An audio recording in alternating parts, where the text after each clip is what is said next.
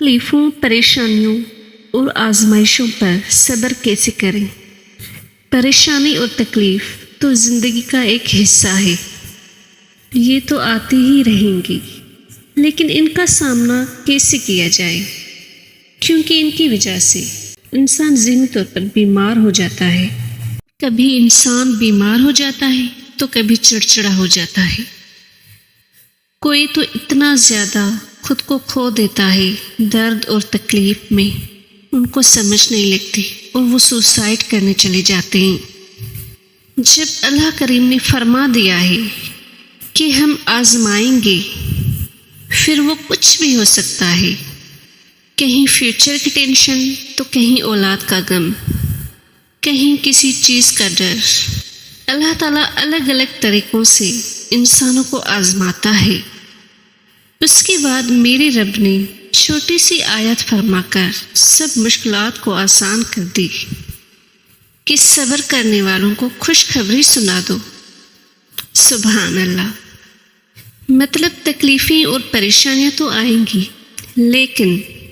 لیکن جس نے اس پر صبر کر لیا تو آخر میں اسے خوش کر دیا جائے گا۔ ایک اور حدیث کا مفہوم ہے، اللہ تعالیٰ زیادہ مشکلات، تکلیفیں اور پریشانیوں سے اسے ہی آزماتا ہے جس سے وہ بے پناہ محبت کرتا ہے۔ یہ ایک مومن کے لیے سب سے بڑی کامیابی ہے کہ اللہ تعالیٰ اس سے محبت کرتا ہے۔ یاد رہے کہ اللہ تعالیٰ نے سب سے زیادہ پریشانیوں اور تکلیفوں میں مبتلا اپنے نبی علیہ السلام کو کیا۔ واللہ اب مسئلہ یہ آتا ہے کہ ہمیں سب کچھ پتہ ہوتا ہے، لیکن پھر بھی ہم صبر نہیں کر پاتے۔ اس کی سب سے بڑی وجہ اللہ سے دوری ہے۔ جب کبھی پریشانی آئے یا نہ بھی آئے تو خود کو اللہ سے کنیکٹڈ رکھیں۔ یقین کیجیے کہ اس کے علاوہ آپ کے درد کی دوا کوئی ہے ہی نہیں۔ اپنے آپ کو اسٹرکٹلی وارن کریں کہ کچھ بھی ہو مجھے نماز نہیں چھوڑنی۔ نماز نہیں چھوڑنی مطلب نہیں چھوڑنی۔ آپ ذکر کر لیجیے، ضروری نہیں ہے کہ آپ نماز کے بعد ذکر کرو، آپ چلتے پھرتے، اٹھتے بیٹھتے، سوتے ہوئے ذکر کر سکتے ہیں۔ ذکر آپ کے دلوں کو سکون دیتا ہے۔ اب یہ صبر کہتے کسے ہیں؟ ہم سب کے سامنے رو رو کر اپنے حال بتاتے ہیں، اپنی پریشانیاں بتاتے ہیں، اور ہم دوسروں کو بولتے ہیں کہ ہم تو صبر کر رہے ہیں۔ اسے صبر نہیں کہتے، اور ایسے صبر کرنے پر خوشخبری نہیں ملتی، کیونکہ یہاں ہم لوگوں کے سامنے مایوسی کا اظہار کر دیتے ہیں، پلس اللہ تعالیٰ کے علاوہ کسی اور پر زیادہ یقین کر لیتے ہیں۔ بے شک اللہ کے سوا کوئی بھی نہیں ہے جو درد کو کم کرے یا صبر پر اجر دے، تو کوشش کریے خوبصورتی سے صبر کرنے کی، انشاءاللہ بیسٹ سے بیسٹ ملے گا آخر میں۔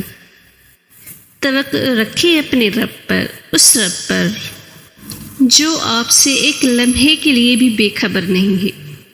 وہ بے شک آزمائشیں سخت لیتا ہے، لیکن بدلے میں ایسا اجر دیتا ہے کہ انسان اپنی ساری تکلیفوں پریشانیوں کو بھول جاتا ہے۔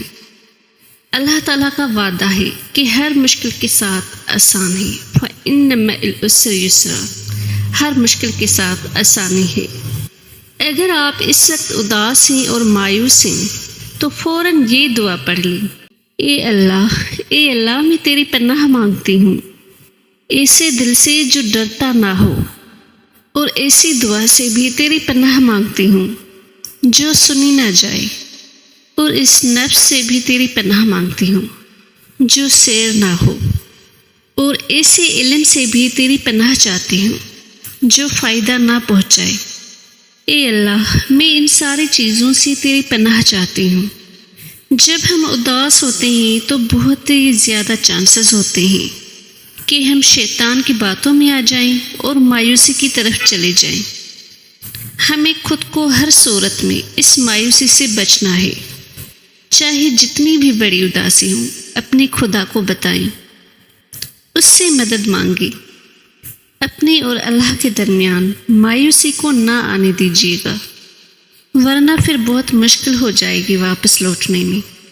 جب بھی آپ اداس ہونے لگیں تو کچھ ایسا ڈھونڈیں جس سے آپ کو اللہ کی قربت مل سکے، پھر چاہے وہ قرآن کے الفاظ ہوں، یا پھر چاہے وہ دینی لیکچر ہو، یا پھر وہ کوئی دعا ہی کیوں نہ ہو، ایسی چیز جو اللہ کی یاد دلائیں، جو اللہ کو محسوس کروائے۔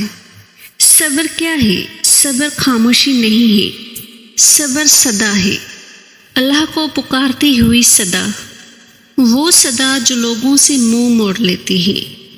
صبر توکل ہے، وہ توکل جو لوگوں کی خاک چھاننا چھوڑ دیتا ہے، جو صرف اللہ سے معاملہ سیکھ لیتا ہے، جو صرف اللہ پہ بھروسہ کرنا سیکھ لیتا ہے۔ صبر ایک گڑ گڑانا ہے جو اللہ کے سامنے صرف اللہ سے ہی محبت اور اللہ کے درمیان اور خود کے درمیان ہی ہوتا ہے، لوگوں سے چھپ کے صرف اللہ کو معلوم ہونا چاہیے۔ آپ کی تکلیفیں اور پریشانیوں کا سبب صرف اللہ جانتا ہے۔ صبر تو امید ہے ایک نئی دنیا کے وجود میں آنے کی، اندھیروں سے روشنیوں میں سفر کرنے کی، ٹوٹے جھوٹے سہاروں سے اللہ کے مل جانے کی۔ صبر تو سب ہے، ان اللہ مع الصابرین، اللہ کہتا ہے کہ وہ صبر کرنے والوں کے ساتھ ہے۔ سوچیں، وہ تو ہر وقت ہمارے ساتھ ہوتا ہے، اور اب جب وہ کہہ رہا ہے کہ وہ صبر کرنے والوں کے ساتھ ہے، کہ وہ یہ کہ وہ ابھی جو بتا رہا ہے کہ ابھی جو آپ اکیلا محسوس کر رہے ہو، کہ کوئی نہیں ہے آپ کے پاس آپ کے حالت کو سمجھنے والے، اللہ ہے آپ کے پاس۔ یہ صبر تو صرف ایک مقرر وقت کے لیے کرنا ہے، صرف اس کا ایک مقرر وقت ہوتا ہے صبر کا۔ آگے آپ کو خوشخبری ملنے والی ہے، صبر کا اجر ملنے والا ہے۔ صبر خالی ہاتھ نہیں جاتا، صبر خالی دامن نہیں چھوڑتا۔ صبر تو دعا ہے جو سجدوں میں جھکے انسان کو عرش پر پہنچا دیتا ہے، عرش سے پھر رحمت کی برسات ہوتی ہے۔ کیا صبر واقعی بہت مشکل ہے؟